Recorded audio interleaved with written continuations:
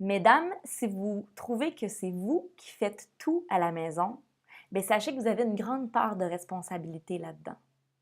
Je pense que c'est très important de prendre le temps de s'asseoir avec son compagnon de vie et d'énumérer les tâches qu'il y a à faire dans une maison. Selon les deux points de vue, on le fait ensemble pour que la maison soit à notre goût aux deux. Qu'est-ce que c'est les tâches qu'on doit faire? Puis à quelle fréquence on les fait? Puis après, on dit qui fait quoi? Il faut laisser de la place à l'autre. Puis de la façon que l'autre fera sa tâche, bien, c'est correct. Il n'y a pas une façon de faire les choses.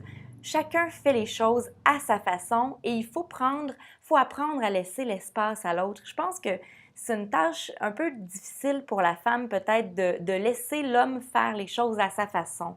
La femme a comme tendance à croire que comment elle fait, elle, c'est mieux, puis c'est comme ça qu'on fait ça. Bien, mesdames, asseyez-vous un petit peu, déléguez, et puis laissez les autres faire les choses comme ils le font.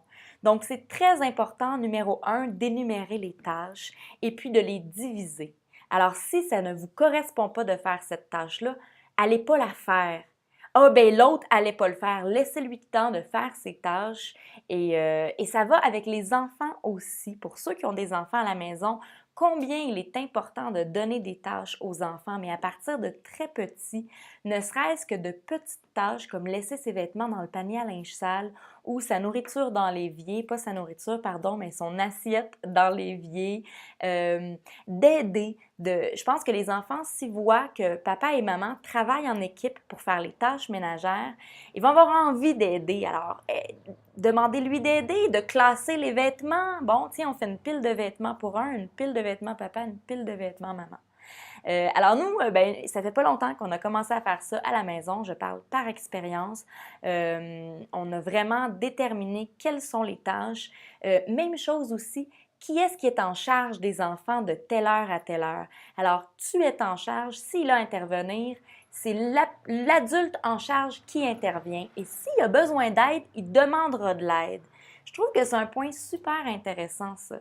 Hein, parce que peut-être que ça vous est déjà arrivé, si vous avez des enfants, vous êtes en train d'intervenir, puis peut-être que vous aimeriez que l'autre intervienne, puis il n'intervient pas. Ou des fois, il intervient, puis vous aimeriez mieux qu'il n'intervienne pas. Moi, ça m'est arrivé à la maison. Et puis, ce qu'on a conclu avec mon partenaire, c'est que quand c'est moi qui est en charge des enfants, c'est moi qui interviens. Si j'ai besoin d'aide à ce moment-là, je demande de l'aide. Puis quand c'est lui qui intervient, c'est lui qui intervient.